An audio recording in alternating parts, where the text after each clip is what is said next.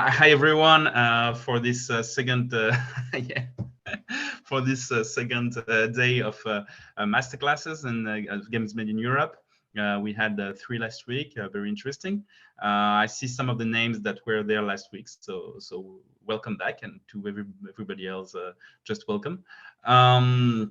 Today we are having the honor of having Philomena talk to us about an approach to reduce risk in indie game development. Once again, thank you all for coming, and Philomena, the floor is yours. Awesome. Thank you very much. Does it work? All good with the sound? Ready to go? Okay. Oh, sorry. I just realized I forgot something. Oh yeah. So for the sorry about that. For the ones who haven't participated last week, for the Q&A, you can ask any question using the Q&A tool of Zoom. Philomena will answer to them at the end of the session. So yeah, feel free to use it. Philomena is not going to react live on them, but there will be a lot of time at the end to talk about it. Yeah, sorry about the interruption. I'm all good. All good. Hey everybody, so cool that you could make it today to this little talk that is called Validate Hype Release, a strategic approach to reduce your next game's risk to flop. We're gonna start with a short introduction. My name is Philomena Schwab. I'm the co-founder of Fawn Studio, which is a 10-people indie team based in Zurich, Switzerland. The studio was founded back in 2016. So this is our 7th year as an indie studio. And so far we have made 3 games. The first one is called Niche, a genetic survival game. Then next up we made Nimbatus, the space drone constructor, and The Wandering Village. This is a little picture from when we first started the studio. And just like every other indie studio, we have a problem, which I'm gonna read to you. So maintaining an indie studio is a tough challenge. With roughly 1,000 games launching on Steam every month, it's just too easy to be overlooked. And recently, Micha and me, we sat down after our 6th anniversary and discussed on, if this is such a big problem, and as we know, only like 5 to 10% of indie games are profitable, why are we still here? And even after the 3rd game, so far all 3 games I showed you were profitable. And after the first one, we were like, cool, we were lucky. After the second one, we were like, oh, nice, we were lucky again. We didn't expect that. And with the 3rd one, who is the most successful of the 3 so far, we were like, maybe there is something to our approach that we do right and that other people could benefit from. So that is the topic of this talk today. But in order to better understand how we came to this reasoning on why we think what works and how it works, I'm going to start the story from the very beginning. So the first game that we made is called Niche, a genetic survival game. It was originally my bachelor thesis from the Zurich University of the Arts. So in 3 months or so, I made a prototype that was just like super basic. It was a game where you had a group of animals and you just moved them around on this chess-like board with drag and drop. And depending on where you place the animal, they perform different tasks. So if you put them on a bush, they collect. If you put a male and a female next to each other, they mate. And then if you put the female on the nest, she gives birth, and so on. And the special thing about the game was that all of these animals have genetics. So whenever you mate 2 animals, the kid is going to have a mix of their genes, and it's actually based on real population genetics. Yeah, so I really, really liked this prototype, and I wanted to keep working on it and maybe start a studio around it so I could make games of this kind and make a living out of it. But just a few weeks before I graduated university, I released my very first commercial game that's called Elaroo. It's a point-and-click adventure. So this was back in 2014. It's when point-and-click adventures on mobile were just starting to be really popular. So we worked with a publisher that like told us what kind of setting we should choose for the game, what the main mechanic is, and so on. And then me and a few classmates just basically spent all our semester vacation of the last 2 years on this project. And then it absolutely horribly flopped. So each of us in the end earned maybe like $200 with it after we spent like almost a year working on it with 4 people. So that scared me a lot. And I thought I wouldn't be able to continue working as a game developer and finish my little genetics game that I had started. So I decided to take on a marketing internship at another local Swiss company. And after that, in the like for game marketing, because I felt like the next time I'm gonna do this, I'm not gonna do it with a publisher again, because I felt like if I do it myself, then at least I will only have myself to blame. So I guess I now need to learn these skills. Even after the internship, I didn't really feel prepared to start my studio yet. So I went back to the university and did my master's degree. This time, not really in game design, but more in game marketing. And the theme of the master thesis was community building for indie game developers, the EEE approach to community building, evaluate, establish, and engage. And the goal was basically to spend these 1.5 years of the master to build up a community around my little genetics game. So that's what I tried to do. We got a little bit of support from the local government, so we could travel to different like shows and exhibitions. So this one is from GDC 5 years ago or something, where we just showed super early prototypes, connected with people, and it also really helped us to figure out the target group of the game. And while we were traveling around, we also always had these little newsletter subscriber lists with us. So whenever somebody played the game and enjoyed it, we asked them to put their email addresses there. And you don't want to know how many hours of my life have gone to waste trying to figure out the writing of some people so that no email address would be wasted. So not an approach I do nowadays, but I think back in the day it was super, super useful. And again, this is quite some while ago when Facebook was still an important platform for indie game developers. So back then I opened a Facebook group and just invited everybody who signed up for the newsletter in there and tried to advertise the game on whatever similar communities there were. One of my favorite examples is when I reached out to the author of the children's book series of Warrior Cats, because this children's book series is one of the main inspirations for the game. It's like about cats that live in the forest as clans and they have to survive. So it has a lot of parallels with my genetics game. And I sent the author of the series like a prototype of the game and told her a little bit how it's related to her books. And she loved it so much that she gave us a shout out on all kinds of her social media channels, which brought in a couple hundred teenage girls into the Facebook group. And yeah, from there it slowly grew. We also had a lot of cat breeders, dog breeders, horse breeders, which helped me to figure out that the genetics would be accurate in the game. And at that point, I made sure the game was playable as easily as possible. It was, as soon as you were in the Facebook group, you could just play it for free. It was like a HTML build of the game. So people only had to click on a link and it was available for them for free. And they updated it like every few weeks so they would continue to be entertained, report bugs and so on. And they also started a little collective of other people who were also making nature games so that we could like cross promote each other, help each other out. In the end, it was like 40 devs or so. And that was super helpful because, yeah, they had a lot of experiences I didn't have yet and vice versa. And also just the marketing that we could share with each other was cool. That also greatly helped with the crowdfunding campaign that we did. That was basically the final step in the master's degree program, because neither me nor my teachers were very sure whether this 1 year of building a Facebook group was actually effective in helping me start my studio. So we agreed that there should be like some kind of campaign or something, and we ended up going with Kickstarter, where we could see if the people in this group would actually help me and contribute and help me to be able to make the game. which they did. The campaign did much better than we originally expected and raised 75,000.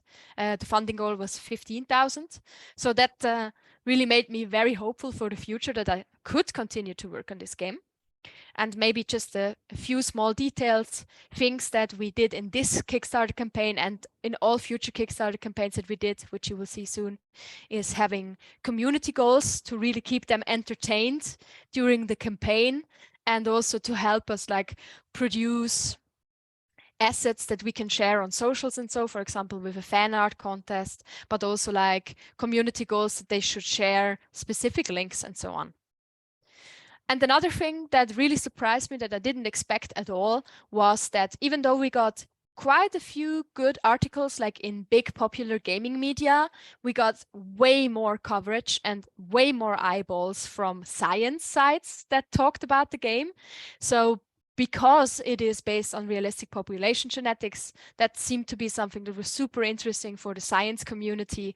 And a lot of our backers from the Kickstarters are like teachers and scientists, which might not even going to play the game themselves, but they wanted it to exist so that like young people can learn about population genetics. Yeah, then we just kept working on the game. This is what it looked like. More to completion. As you can see, it got pretty complex. Down there, you have the little genetics of the animals. So they have in their genes what kind of immunity they have, how fertile they are, if they are albinistic, and so on and so on. So people who liked genetics really liked all of this complexity that we added in the game. And yeah, then came the Steam Early Access launch. What we basically tried, so this was only like half a year after the Kickstarter campaign. And what we really, really wanted to do is invest as little time as possible to see if anybody really cared about the game on any of these platforms. So we only invested half a year between the Kickstarter and the Early Access release. The game only had a playtime of like 1.5 hours or so. I'm not sure if I would still dare to do this nowadays because people's expectations in early access games have skyrocketed. They're expecting so much from you already in this super early stage of development. But back in 2016, that was still fine. And I'm very happy that we did it this way. So from that point on, we just continued to develop the game together with the community. We had a forum that we used very actively where people could vote on their favorite suggestions. So basically the forum was the heart of coming into the community. We had a lot of other channels like Twitter and Facebook and so on. But if you really wanted to influence the game, you had to come to the forums because that was the only place where you could actually vote for the features that would be added in the next update. Yeah, people submitted a ton of different ideas and they made a bunch of fan art for us, which was super motivating also for the team. And then about a year later, it was time for the full release of the game. And one of my favorite little stories from the whole development is when we told people that if we don't sell 50,000 copies, there will be no more updates because we calculated for us like, okay, at this point we had grown to like 5 people in the studio. And if we would not be able to sell a total of 50,000 copies, then it would not be worth maintaining the game, or we would basically have to start a new project as soon as possible, maybe look for some external support and so on. So we gave them a list of things that they could do in order to help us achieve these 50,000 copies so that we could still continue to work on the game. And those were just things like writing a review on Steam, or like signing up for our newsletter, telling friends to buy the game, tell their favorite YouTubers and streamers, and so on. This is just a little snippet from the list. It was quite long. And yeah, they did. And I'm going to show you the difference on what we basically achieved in marketing by ourselves in terms of sales, and what we achieved with the community that we have grown over this year while the game was in early access. And you can see that it's a very untypical pattern. Usually your early access release is the biggest release that you have normally, or it's like similar, but for this game, it was really crazy that you could see that people were really, really into it and helped us to keep the game alive for like, after that we made like more updates for at least a year or so. So they were super happy with that too. In the end, we also ported it to all kinds of consoles, and it sold around 300,000 copies total during its lifetime. And we also made a version that is free for schools. So if you know any teachers who want to use it, please send them to this website. We have about 500 teachers or so who are currently using it in class. Then for the second game, which is completely different in terms of looks from the first one, it's called Nimbatus the Space Drone Constructor, and it's also a simulation game. So it's funny because in terms of gameplay, it has quite a few similarities. In the first game, you build animals based on genes, and in this game, you build drones based on drone parts. So we could really reuse a lot of our design knowledge that we had gained in the first game, but like the target audience for this game was completely different. So you build your drone and you send it out to all kinds of different missions. And this was originally the hobby project of my co-founder, which you have seen briefly. And I've been asked a lot, like, yeah, but like if the first game was so successful, why did you not make something that would like bring over your community, right? Because with this game, we basically had to more or less start community building from scratch. We maybe have an overlap of like 10 or 15% of players.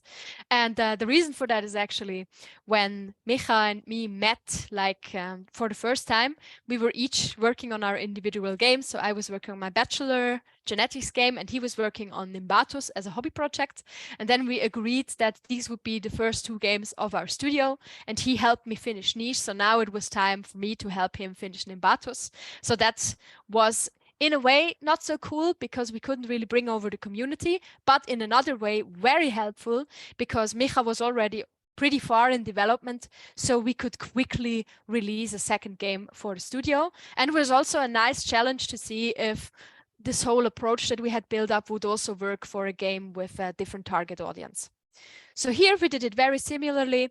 We started off by testing if people would like the game on socials, just to see like what the general interest level is.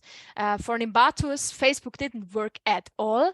What worked very well was posting on Reddit, or back in the day, posting on Imager. You can see here a few of the posts we did, also posting on 9gag. So that really worked very well for the game because it had cool, flashy GIFs also. So it was quite suitable for socials, luckily. So we saw like, okay, there's some interest there.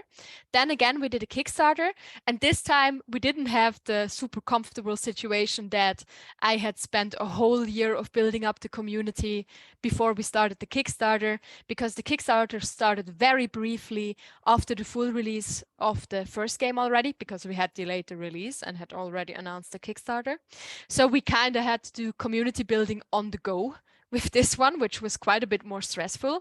But luckily we had a good idea that we would basically just have the demo of the game, and that is what we promote. We're not going to talk about the Kickstarter at all, because if people are hearing about your game for the first time, they would rather first like to know if they even are interested before you tell them about Kickstarter and so on. And then what we did is basically just take all these platforms that worked well for the game, along with like influencer pushes on YouTube, Twitch, Twitter, and so on. And from there, we just asked them to download the demo. And if they wanted to download the demo, they had to sign up for the newsletter. So at that point, we could then email them about the Kickstarter, and the demo itself also had like a big Kickstarter pop-up in it. So if they got the demo, there was no way they were not going to hear about the Kickstarter, because whenever we reached the stretch goal, we would email people again, and so on and so on. And here again, we did a lot of community stretch goals, also very much related to gaining reach on socials, building up these social channels that we didn't have before the Kickstarter. And for some ominous reason, I have no idea why, the Kickstarter ended up raising exactly the same amount as the previous one, even though it was a completely different campaign. Maybe this also just has to do with what reach we can have as a studio. And then it was released on Steam Early Access in 2018. And then in 2020, the full launch was ready. And all in all, the game has sold around 200,000 copies. Unfortunately, we couldn't port it to any consoles because the control scheme of the game didn't fit controllers at all. So we kind of had to skip out on that extra bit of money for the game. But still, if you look at just Steam, both games have done about the same amount. And yeah, after this one, we kind of sat down and were like, maybe we have used the same approach twice now, and it's basically this one. So we have an idea for the game. Then it goes to some tests on socials to see if there's any interest. Then there is a crowdfunding campaign, which checks that it's not just a funny internet meme people like to retweet, but don't really want to play. Then there's the minimal viable product release on Steam Early Access. And from that point on, the game basically needs to finance itself.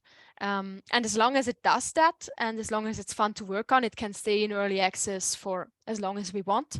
And then at some point, it's going to have its full launch and maybe be ported to different consoles. Maybe there will be DLC. We haven't done DLC yet, but maybe for the next game. So that is kind of the circle that we always use for development. And the reason I think it reduces risk is that the game basically needs to go through validation on each of these steps, right? Because I think many of the indie games that are failing, it's also just because developers are like just working on something for 3 years and then release it and hope that it will work. But in our case, the game already had to prove itself a lot of times before it would come out, and then we're not going to be as surprised as to what the result is, because we kind of saw throughout all of these steps what could potentially be expected next. Yeah, you could also like sum it up a little bit. It's a process of, and that is the topic of this talk, right? It's the process we call validate, hype, and release.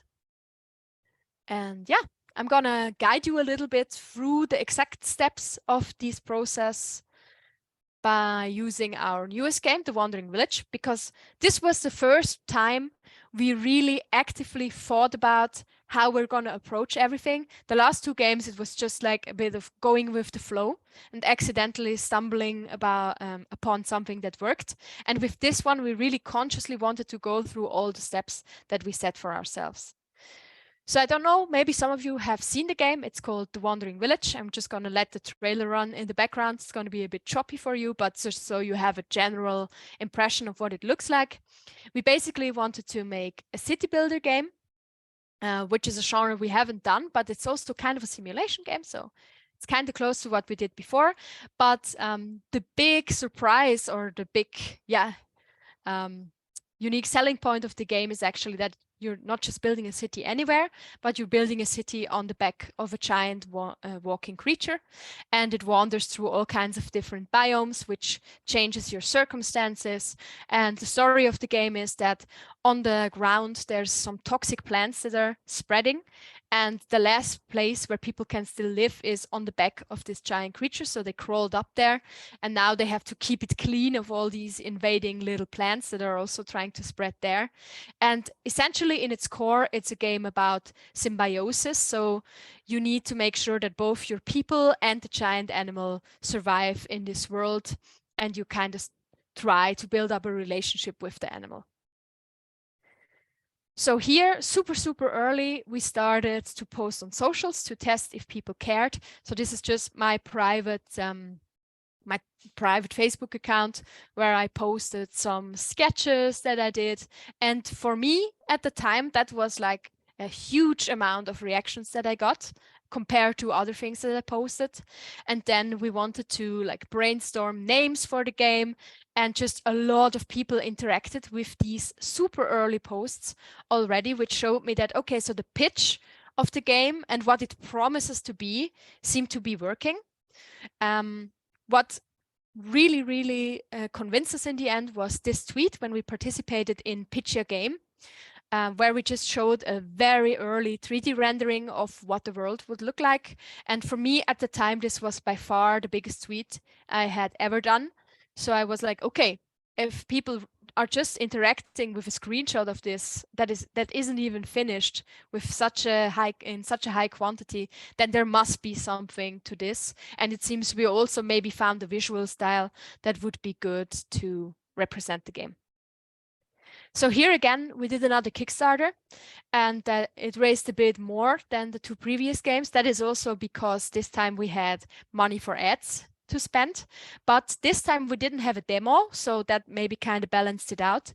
I wrote super detailed articles about all 3 Kickstarter campaigns, like how many followers did we have before the Kickstarter started, and so on. So if you're interested in how much did we spend on ads, what was the return of ad spend, and so on, where did we post about the game, you can check it out on strayfawnstudio.com/insights if you're interested in that.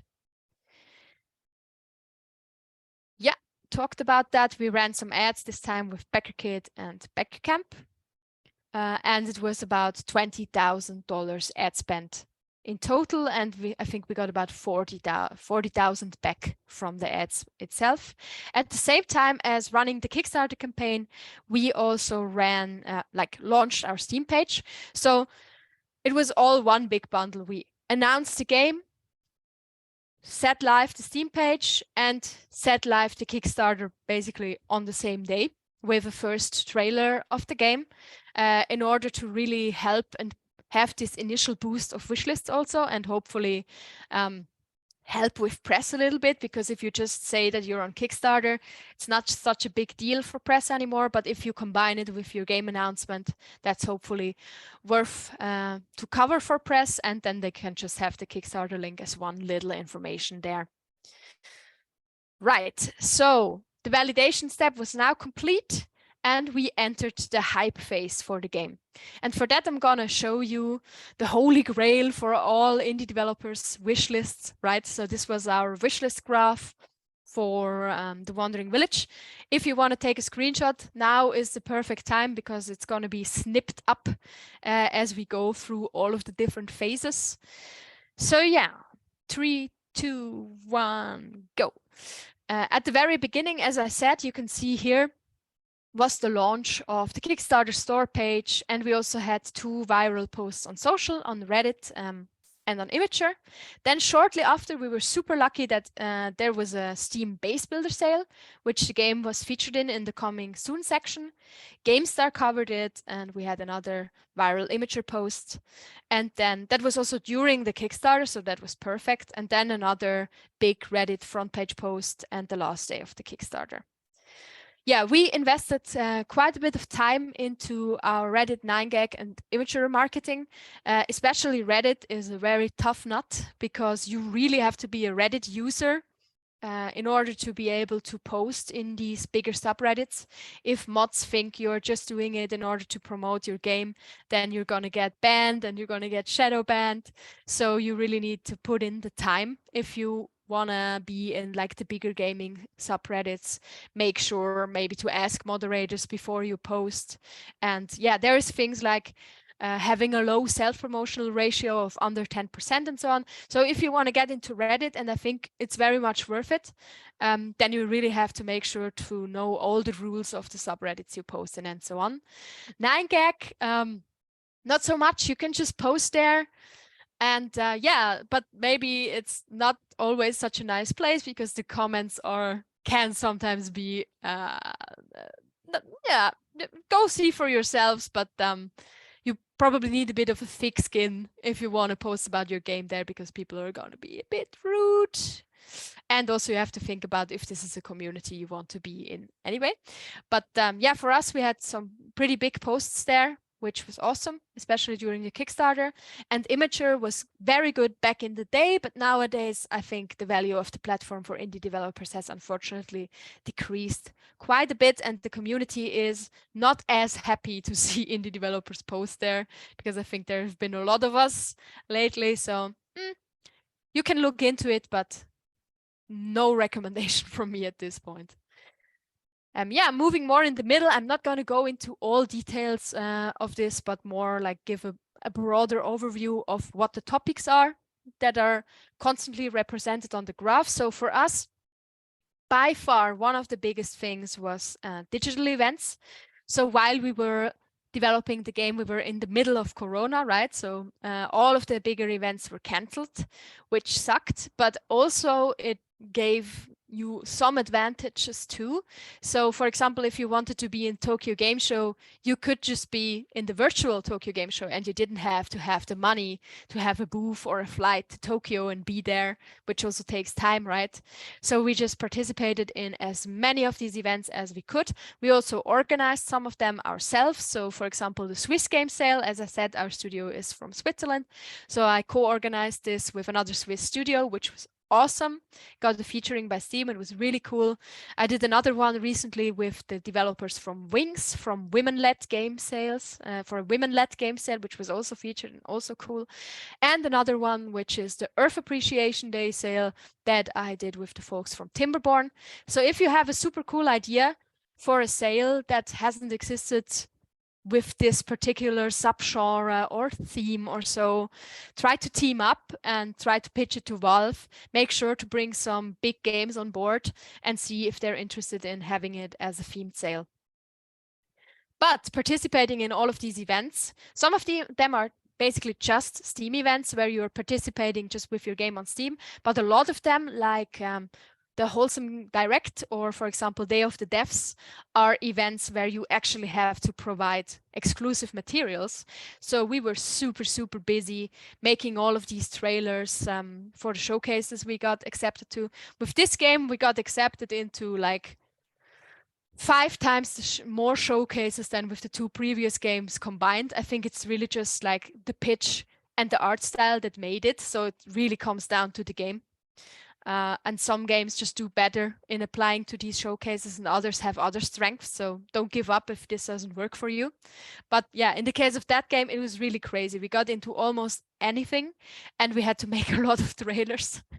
And you're going to see in a bit that this was great for marketing, but yeah, maybe not so much on the development side if you want to stick to time schedules. In terms of money spent, I think we spent about $10,000 all in all. That also includes like a booth for Gamescom, a physical booth for Gamescom that we went to, and just a ton of like small application fees for awards and showcases, which are usually like $50 to $100. So we also did a bunch of social media. So we have a Twitter, an Instagram, a Discord, and a TikTok. TikTok is currently by far our biggest channel with 60,000 followers. And yeah, TikTok is also our newest channel. So in TikTok, we gathered more followers in a year than on all other social channels combined over 6 years. So it really shows how much force TikTok currently has. It's a question of how long it's going to stick around, but in the meantime, we had some pretty good, like smaller spikes in the wishlist graph that came from viral TikTok posts.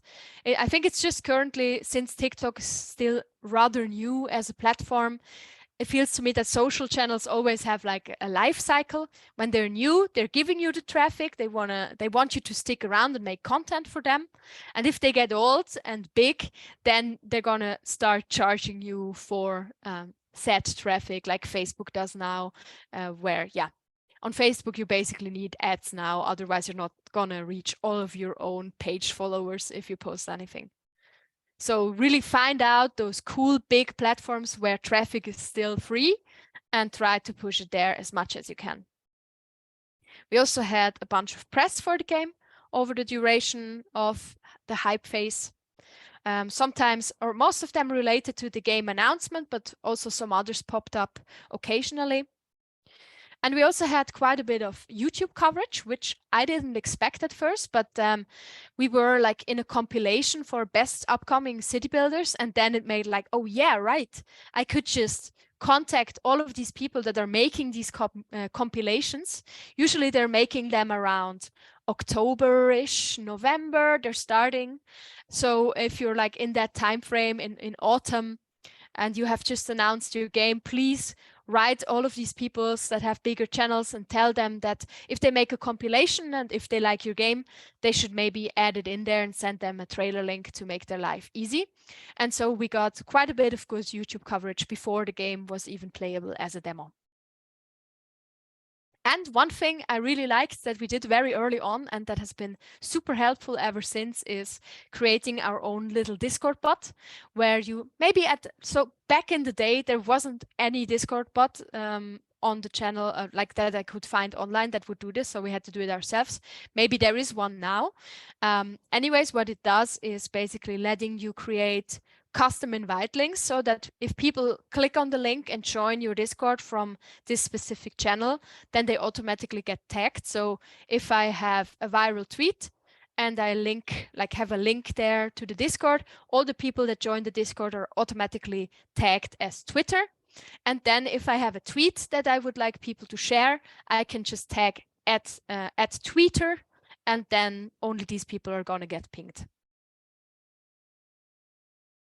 Then we also had a daily deal for our game Nimbatus, and we asked if we could turn this into kind of like a developer page, so that when you clicked on the daily deal on Steam, you came to this page, which also had advertising to wishlist The Wandering Village, which brought in quite a few wishlists. I think it's maybe like one of the 5 or so biggest events that we had for the game in gaining wishlists, and it didn't cost us anything aside from setting up this page, which was really cool.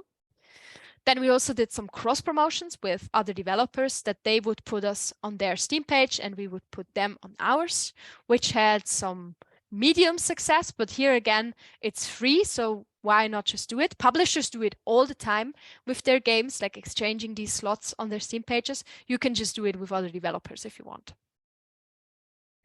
So, and then we go more towards the end, and there is the highest spike of all of them in there, which is Steam Next Fest. Steam Next Fest, we combined it with our first influencer push for YouTubers and streamers. So this was the first time people could actually play the game, selected people could actually play the game. And yeah, that combined with the Steam Next Fest gave us over 100,000 wishlists.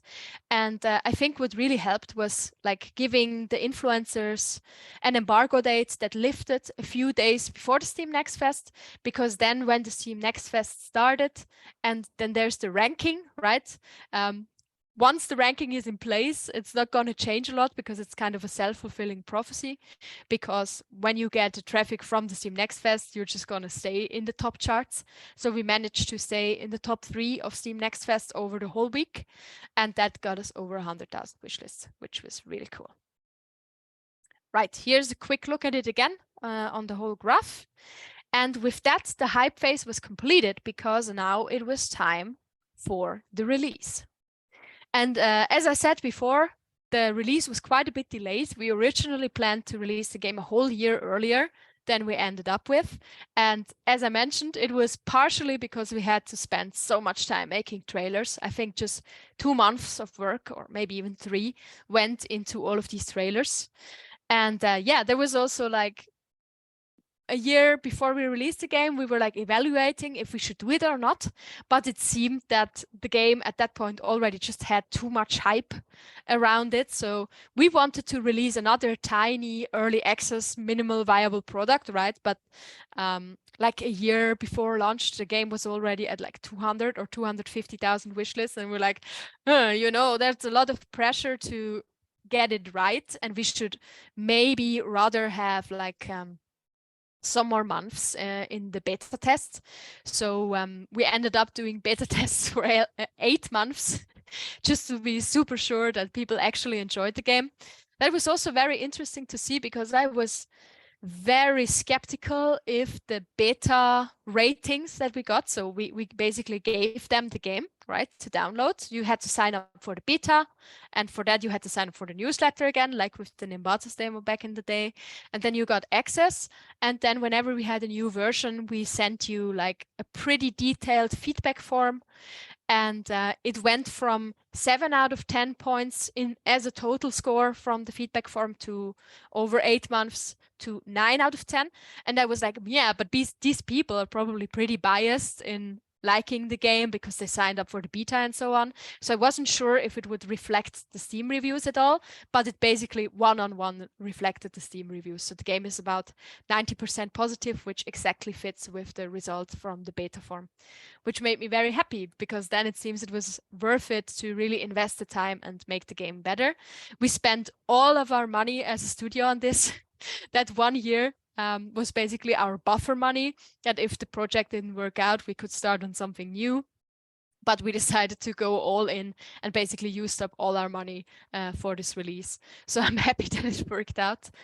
We also realized we had to localize the game because we had a bunch of Chinese wish lists. So we were like, you know, you're going to get a lot of negative reviews if you're just going to release in English, as we did with our 2 previous games. But then we didn't have so much exposure and so many Chinese wish lists. Then we also decided that, yeah, if we do that, maybe we should get a publisher for Asia, because that's like the one part of the world where we have no idea how they function and how they do their marketing and so on. So we did. We went with Whisper Games. And also the demo that we revealed in Steam Next Fest contained pretty much all of the content for the game that we had. We didn't really believe it would go so big, and we thought, yeah, you know, a couple of people have played the game then, but you know, and then a lot of people played the demo, and so we were like, damn, now we have to make sure to like add some new content so we can motivate content creators again to play it again, and so that people don't just feel stupid for paying for the exact same thing as the demo is. And we just got so much feedback from the beta and especially from the Steam Next Fest that we felt like, okay, there's still a lot in this game that we need to improve, I think. And yeah, then the launch ended up being on September 14th, my mom's birthday, in 2022. And all in all, we had invested about 1.5 years in production. The game was in pre-production for quite a while before that, while we were still working on Nimbatus, our second game, where we just made prototypes and developed the visual style and so on. And all in all, like up until the point the game was released, it cost about $1.5 million to make.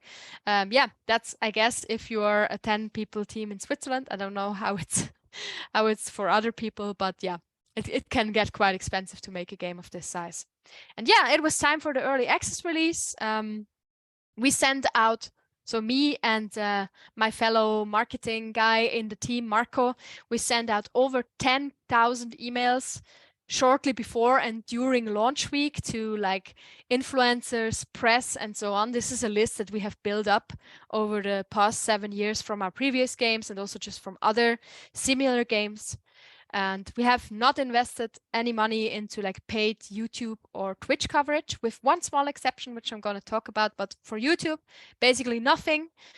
We got over 500 videos during launch week from pretty big influencers also. Like we had a couple ones that had over 1 million subscribers that just played the game for free, which was really, really awesome.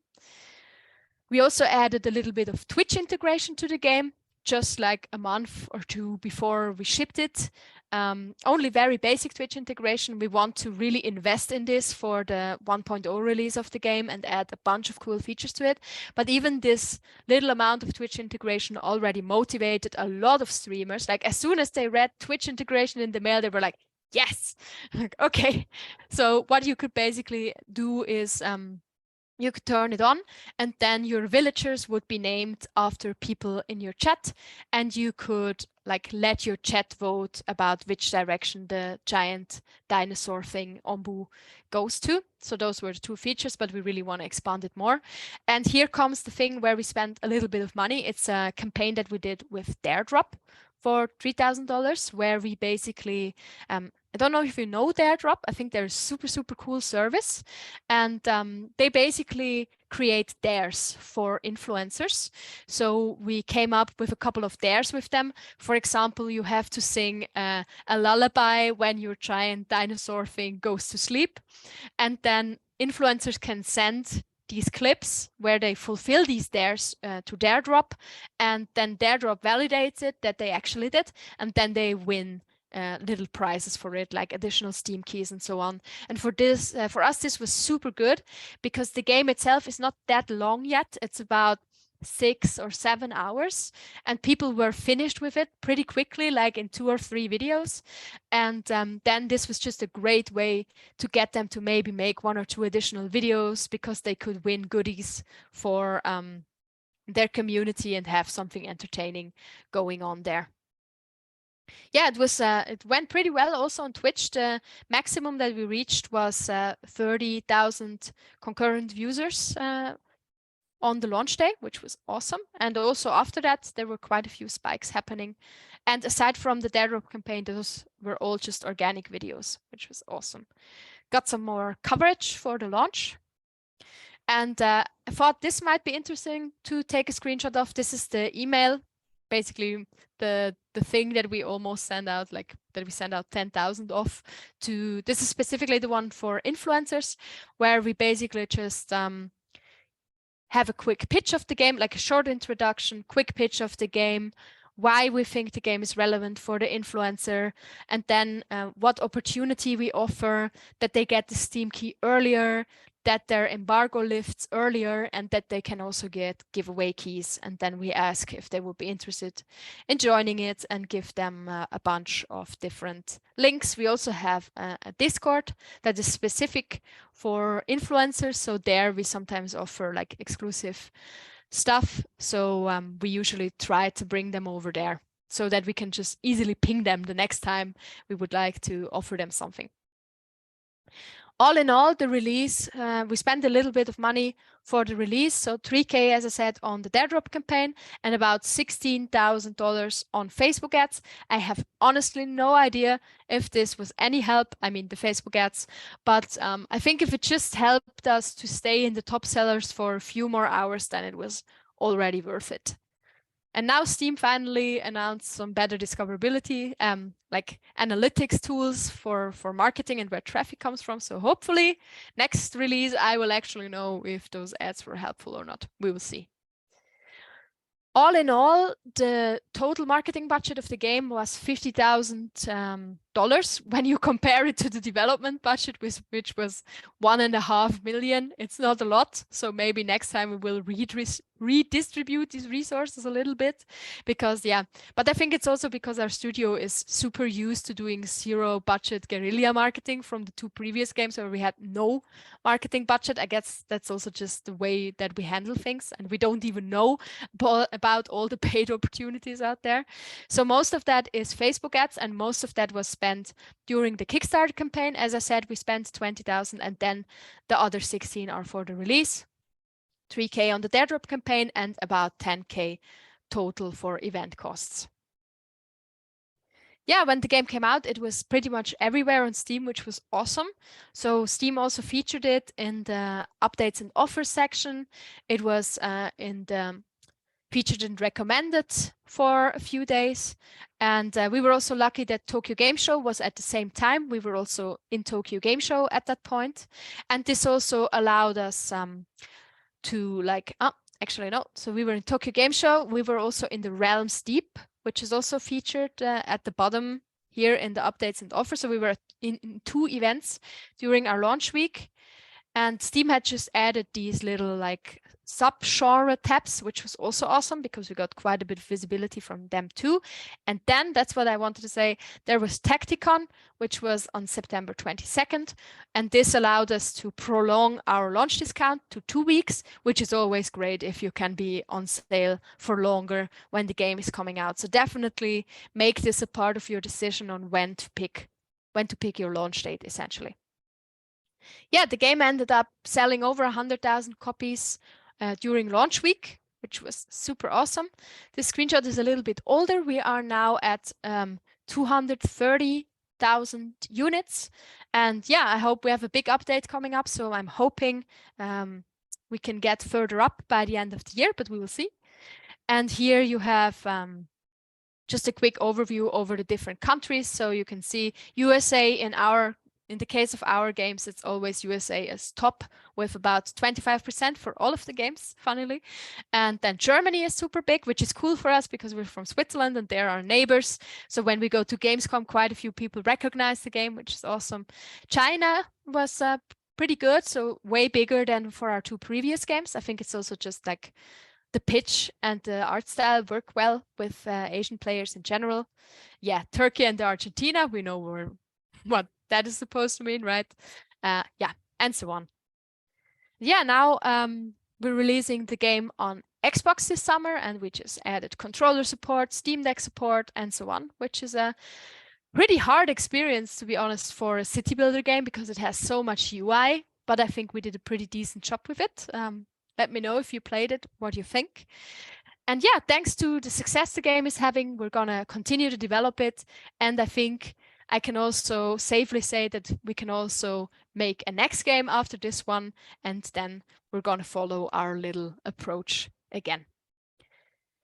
Thank you very much. That was all of it. Yeah, I think we're going to have QA. And if you have any questions after this, you can also email me. Happy to chat. Yeah, great. Thank you very much, Philomena, for this very nice presentation with a lot of return on experience on how to do early access and Kickstarters. And I think that was not something we hear every day. The first question that we had, so for everybody who joined after the beginning of the session, you have access to the Q&A tool of Zoom. You can ask your question there. I'm gonna start reading them. Yeah, we have two questions so far. So if you have some, it's time to go.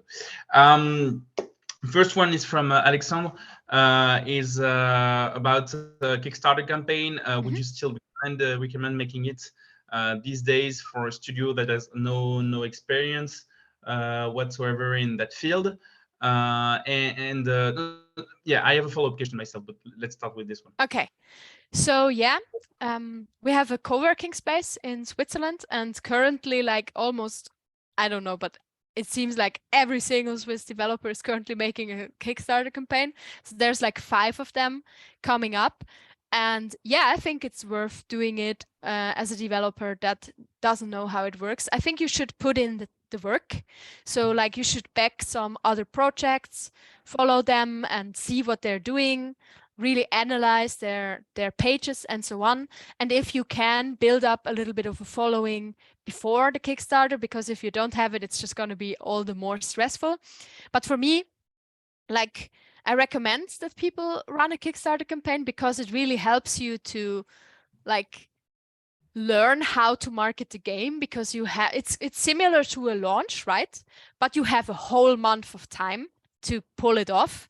When it's your launch on Steam, you only have a few days before you're gonna sink into the sea of forgetting. So it's a really good practice. The only problem that I see is if you are looking for a publisher for the game and your Kickstarter campaign flops, that can be a little bit of a negative impact. So I usually recommend that like if people are planning to make this game anyway, then go for a super low funding goal, maybe something like 10 or 15K. That is like nice to have, but maybe not the hugest thing. Nothing keeps you from overfunding. And then the chances are pretty high you're going to get funded. And having a small funded Kickstarter is way better than having a high goal failed one if you're looking for a publisher at all. Yeah, I think it's still absolutely worth doing. I also think we are going to do it again for the next project. So yeah, go for it. Peter has a follow-up question on that, which is regarding the second Kickstarter campaign, and I guess every Kickstarter campaign that you do from now on. Is your main goal to earn money, to finance the game, or is it more about creating a community and giving visibility and wish list? Both. And to validate the idea, right? Because if you see that there's a few people there that definitely want to play this game, that like for our studio, that really shows us that it's an idea that is worth pursuing. And just having a viral post on Twitter and stuff is very cool, but you just don't know if people would actually spend any money on it. So that's why just as a validation step alone. I think also if the Kickstarter only pays for itself, like if the Kickstarter raises 5,000 and that's just the amount you invested into the Kickstarter, then it's already worth it because you will have, as you said, more community members. You have learned how to talk about the game and so on. So, yeah. All right. Next question from Alexander again, about the condition that make a game a good fit for early access. How do you often do you think the game needs to be updated at this time? Yeah, and for myself, it's kind of a similar question that I had, which was today we hear that, and you said it yourself, that the launch in early access can be the real launch of the game, so it can be pretty intimidating to go without the leverage power of a publisher. You think it's made for every studios or not? Which kind of wrap it up with the question of Alexander about the condition that makes a game a good fit. No, I don't think every game is a good fit for early access. I think, yeah, if you have a story game that is really depending on that last little twist in your story, you can't really release it as an early access game. For me, the criteria is that it's good if it's a systems-based game, because that allows you to iterate on it more easily, add on it easier, and really expand it over time. It's not good if it's a game that's like half finished and doesn't feel finished in its current form, I think. So really depends, yeah. Okay. And how often you think the game needs to be updated when you send it to early access?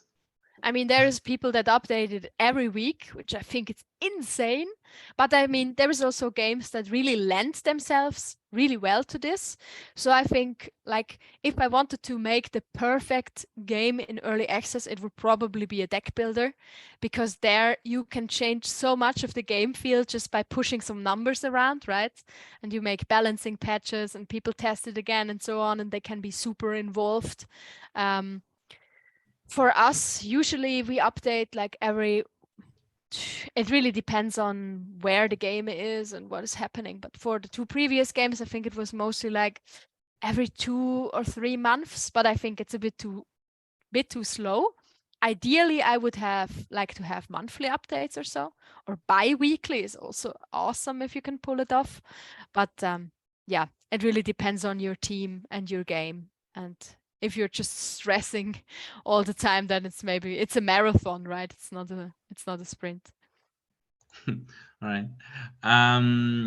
Question from Christopher, because you did mention that early access and Kickstarter were a good way to validate your concepts and your ideas. How many attempts could you have afforded if the first X of your attempt had failed in the validation phase? Did you have a plan B, and what did it look like? For the first 2 games, no, not really. For the third game, we had some other ideas. So one idea for a backup plan is always like, oh, we could just make niche 2, because the community, even now, what is it? Almost 7 years after the game was released, the community is still going without our involvement. So we think that if at any point our new stuff is failing, we could maybe go back to that and make a second one there. Yeah, but we cannot afford many failures. Now, after the Wandering Village, the situation is quite a bit better. We now have a leeway of maybe like 2 or 3 years. So we could maybe afford one failed project where we put in like 2 years and then it failed and we could maybe still recover from it. But up until this point, it was very much depending on.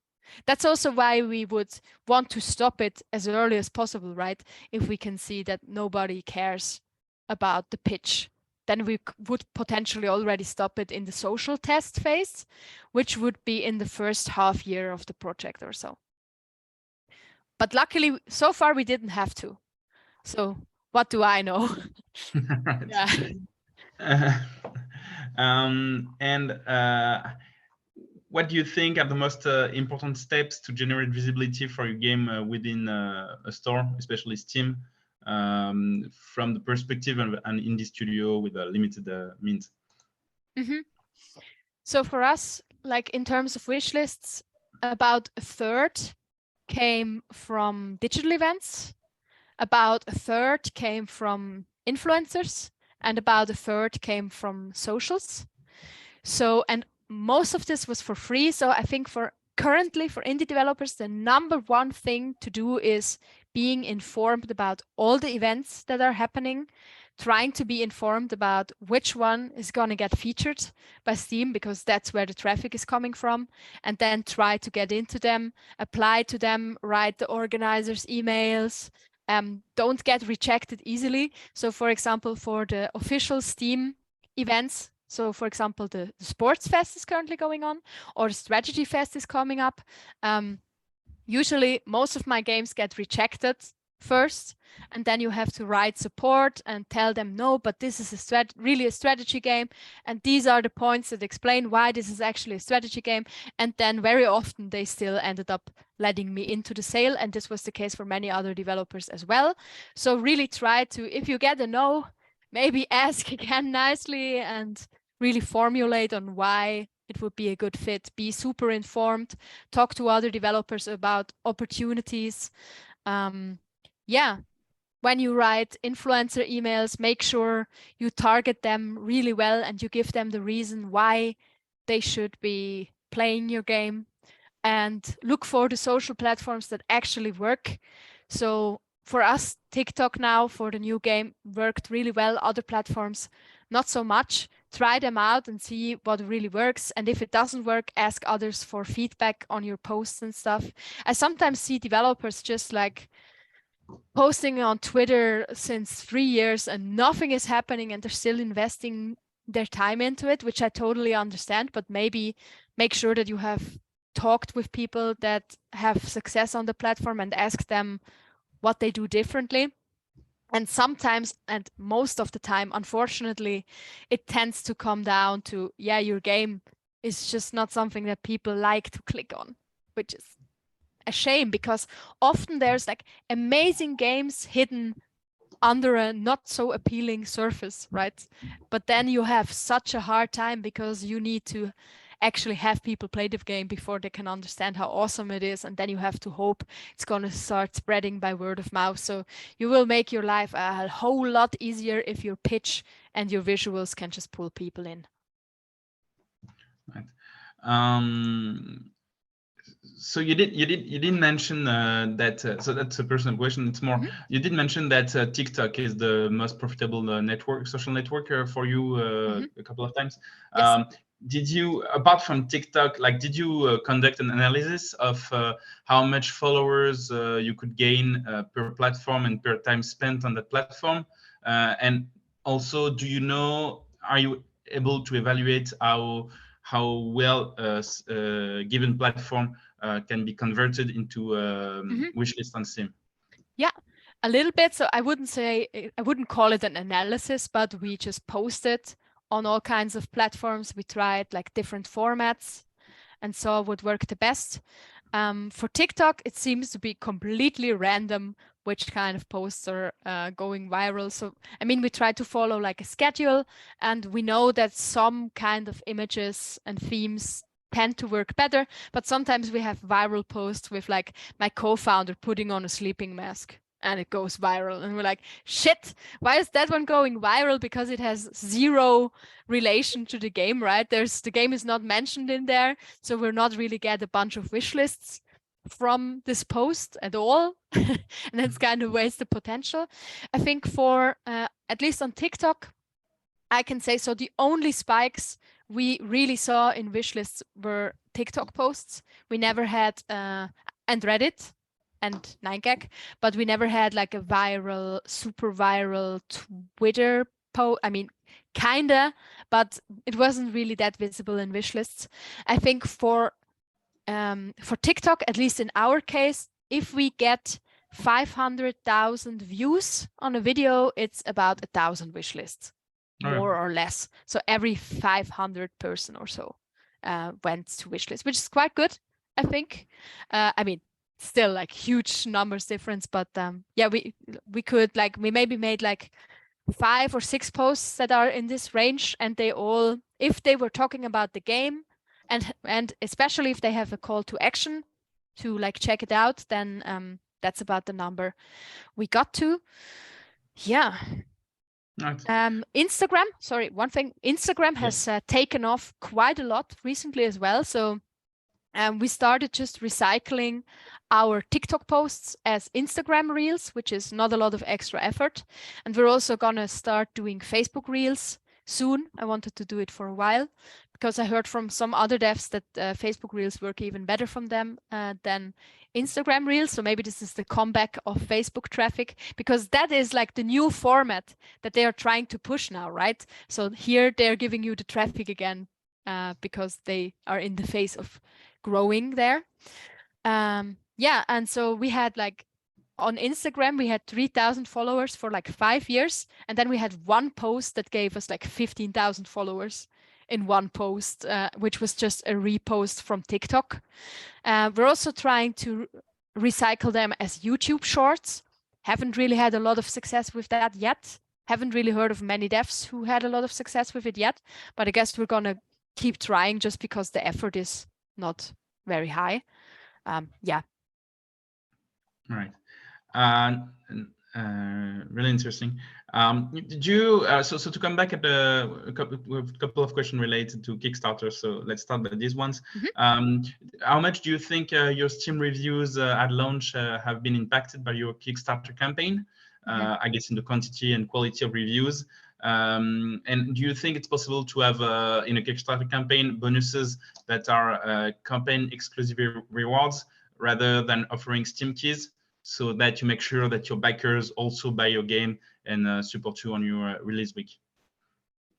So first question, the problem is that Kickstarter reviews don't count, right? Because they changed that like 5 or 6 years ago in Steam, that if you didn't buy the game on Steam yourself, so if you get the key from somewhere else, or if you gift the key to someone and they redeem it, that Steam review has just like the little key icon next to it and not the Steam icon next to it, and doesn't count into your review score, which sucks. So all your biggest fans actually can't write a validate Steam review, which is a shame. They can still write a Steam review. People can still read it. It's just not going to count into the score. So I think Kickstarter has a bad influence on your Steam review score a little bit.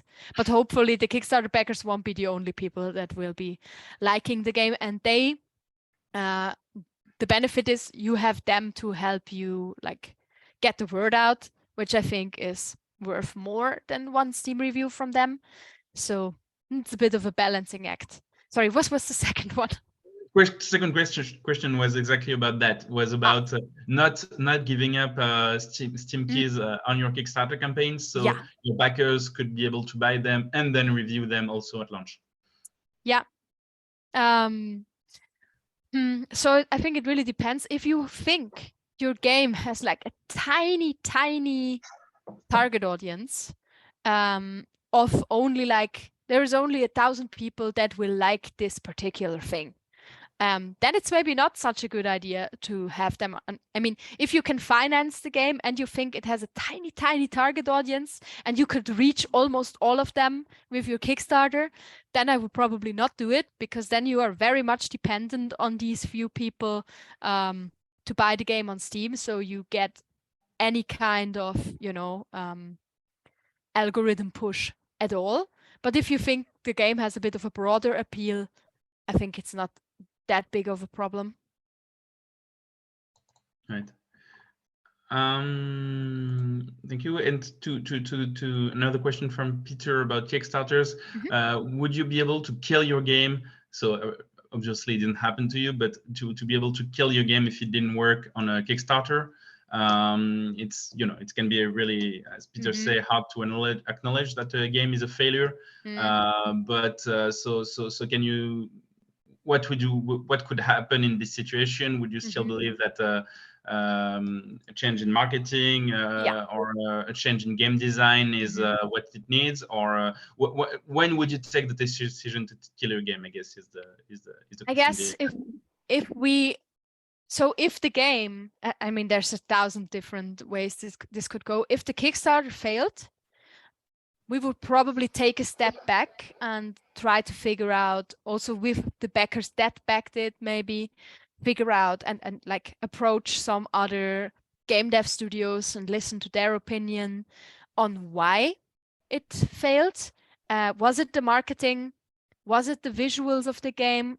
Was it just the concept of the game that didn't work? And if that is the case, can we change the concept of the game without having to start from zero again? Because if we start from zero again, we might as well make something different, right? If we really, really liked the game as a game, and the problem was really more like the outside of the game, can we change the art style, or do we just want to, and if we can change the art style, do we want to take the chances of it?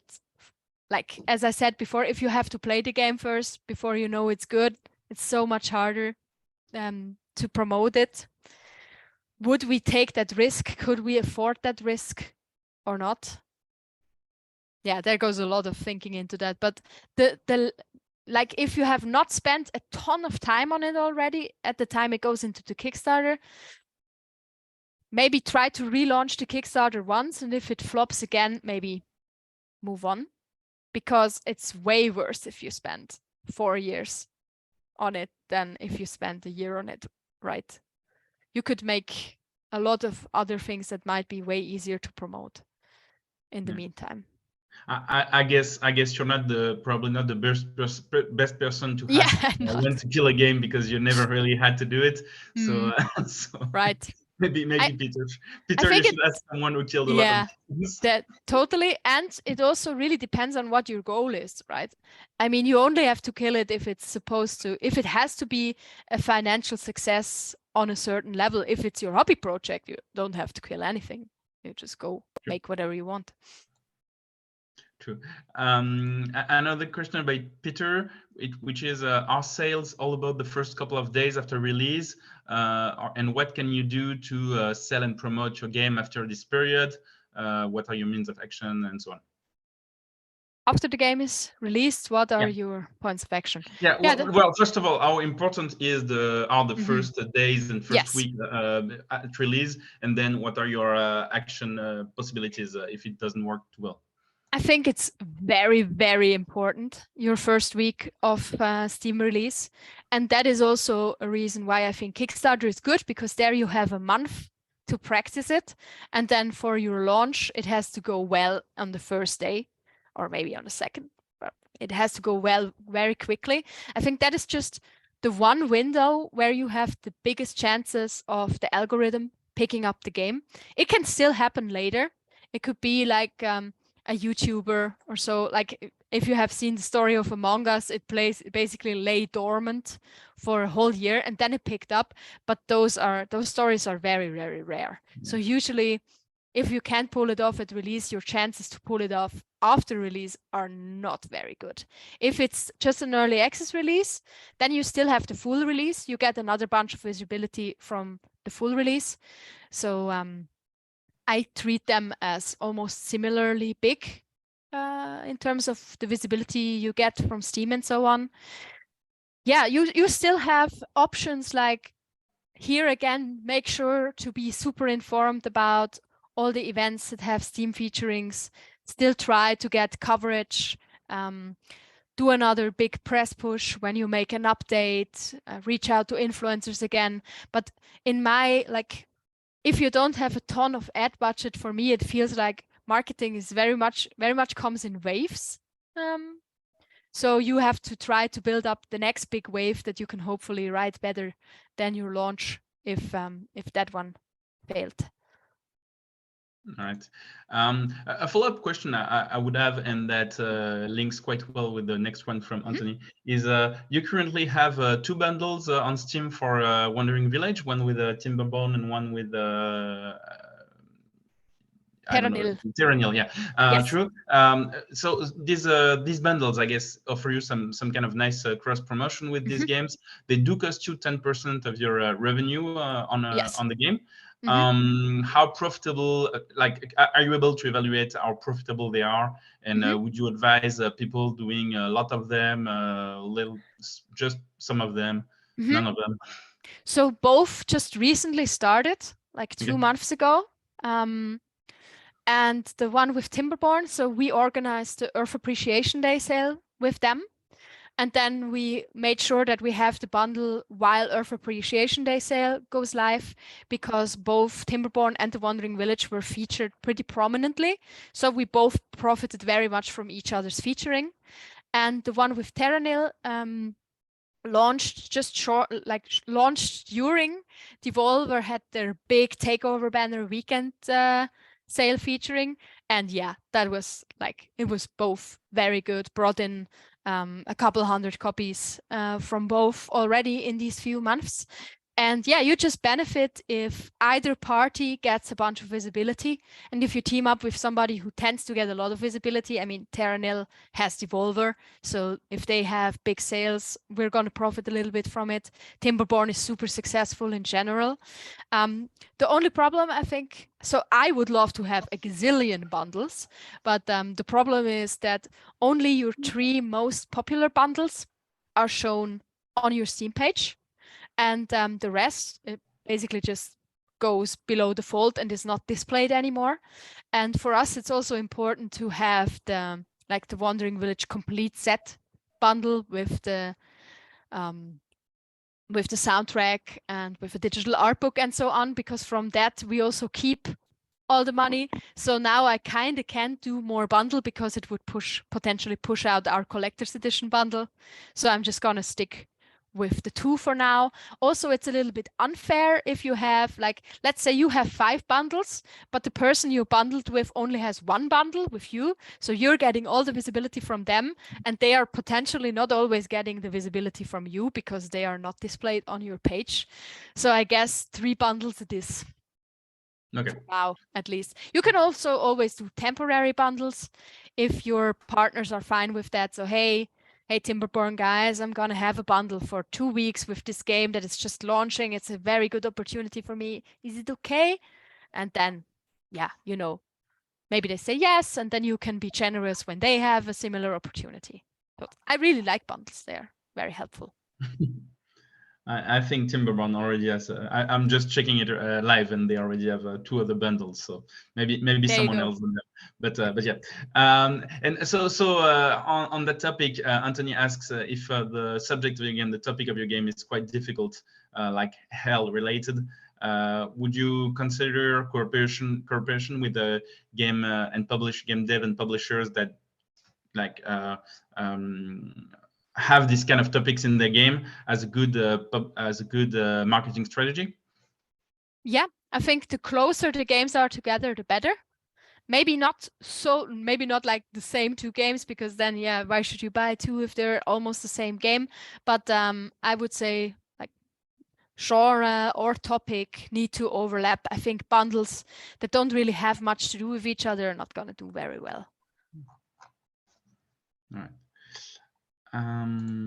All right. We just have 1 question left, but if you want to ask more, once again, you're welcome. We still have some time. Go for it.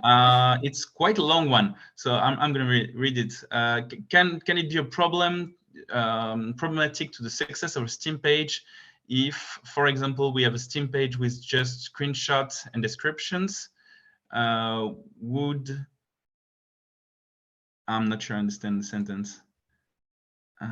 So basically having a Steam page without a trailer that is super early. Yeah, and bringing in the trailer afterwards, I believe, bringing more content into the Steam page. I guess the question is that is it more interesting to have a first skeleton of a Steam page and then bring more content on it, or is it the other way around? It's better to have start your Steam page with already tons of content so that people can have a good idea and be interested in the game?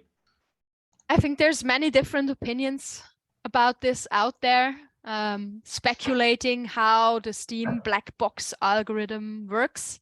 I've heard different opinions from different developer friends of mine. For me personally, I think it's better to have a Steam page launch with a trailer, There's some exceptions of some games that seem to have a lot of hype around them that didn't have a trailer. But I think in the beginning, you get a little bit of traffic from Steam.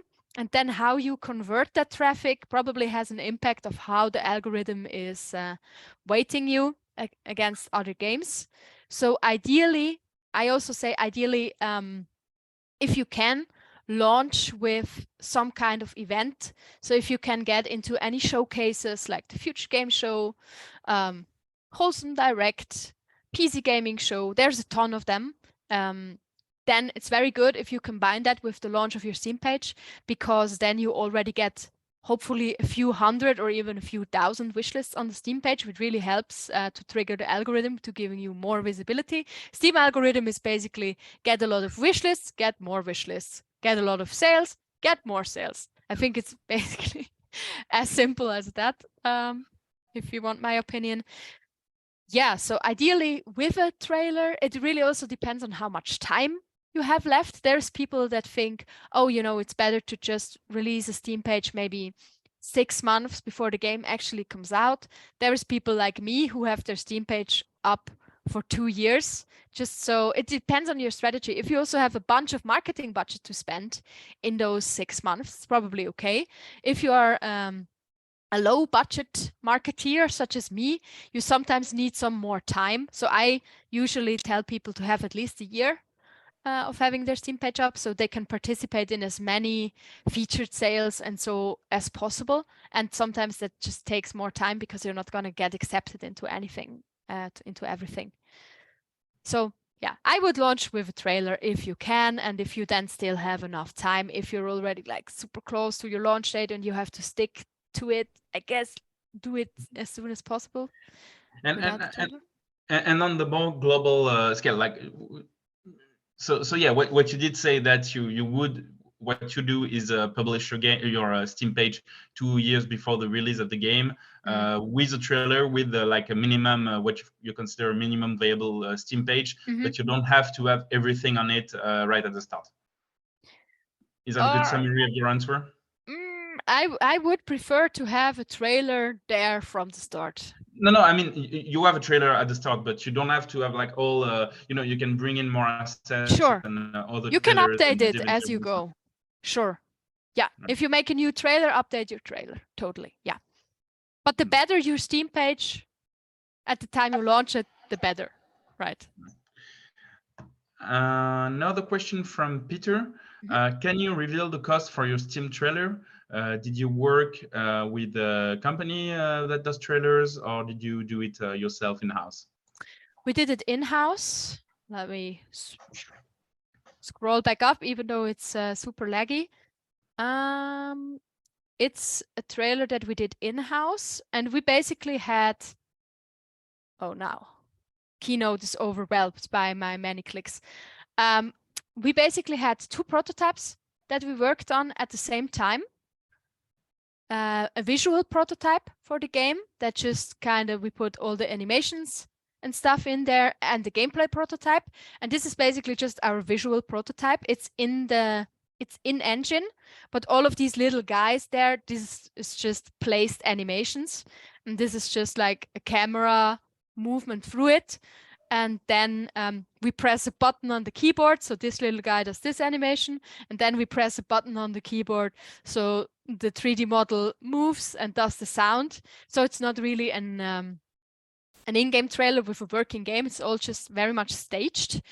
I don't know. It took us maybe 1.5-ish or 1 month or 1.5-ish months to make it. And it was just a group effort of maybe like 3 or 4 people in our team. So what would that cost?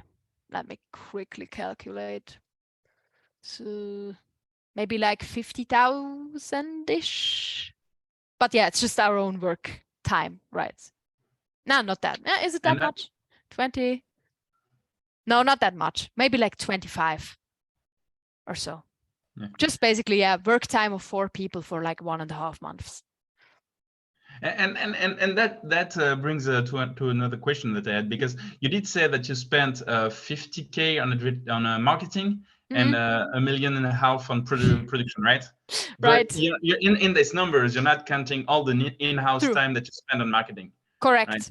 Yeah. While yeah. So maybe these numbers are not. It's not really a question. It's more about me shaming you publicly. Sorry about that. No, yeah, you're actually right. So, but like the marketing team was basically, for most of the game, it was just me. Like as a part-time, I was also the lead game designer until recently. So it was maybe like a 50% marketing employee, and out of the 10 people that we are, so it's 9.5 people production and 0.5 people marketing. But then again, as you said, I'm borrowing people from the production to make marketing assets. So yeah, fair. Well, I did hear a couple of times that on a typical indie game, it was like 5 to 10% of the budget going to marketing. So I guess you would be in that yes. range. All right, I guess it's all the question that we have. Cool. Yeah, it was like a pretty long Q&A session. Thanks everybody for participating. I will see probably some of you on our next masterclass in half an hour. But until then, take care, and thanks so much, Philomena, again for this very nice presentation. Sure. Really, all the best to you guys. Have a nice one. Bye. Bye.